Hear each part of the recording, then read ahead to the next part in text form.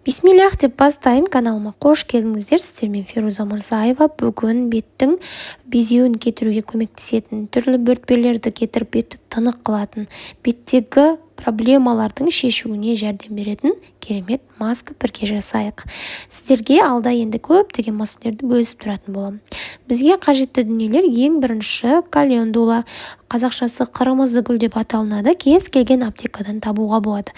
Календула ханымдар беттегі воспалительный процесті кетіруге жақсы көмектеседі. Көптеген беттегі безеулердің жазылуына көмектеседі. Тоник ретінде қолдансаңыздар да болады. Ыдысымызға 2 шай қасық қырмызы гүл календуланы қосамыз және де 2-3 дана лавр жапырағын қосамыз. Лавр жапырағы да тура антиоксидант, антибактериалды қасиетке ие, беттегі безеулердің кетуіне және олардың тез жазылуына жәрдем етеді. 200 миллиграммдай қайнап тұрған су қойып, бетін жауып тұндырып қоямыз. Яғни суығанша қалдырамыз. Сол кезде біздің суымызға барынша пайдасы шығатын болады.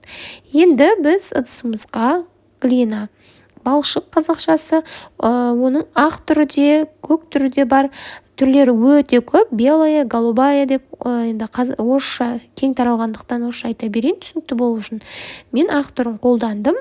2 шай қасық ыдысымызға құямыз және де чайное дерево, шай ағаш майы ханымдар. Бұл да антиоксидант, антибактериалды қасиетке ие. Бұдан 3 тамшы қосамыз. Яғни біз безеулерімізді емдейтін керемет маска жасап жатырмыз. Сол үшін де біздің маскамыздың құрамы осында антиоксидантқа, антибактериалды қасиетке ие компоненттерден тұрады. Енді жаңағы дайын болған қырмызы гүл мен лавр жапырағын тұнбасын 2 шай қасық ыдысымызға алып араластырамыз. Біздің маскамыз крем тәрізді бетке жағуға ыңғайлы болу үшін. Біздің маскамыз дайын. Енді бұл масканы бетімізге, тазартылған бетімізге жағып 15-20 минут ұстаймыз. Сосын жуып тастаймыз. Аптада 2 рет жасаймыз. Ал қалған тоникімізді 3 күнге дейін азында және кешке тоник ретінде қолдансақ болады.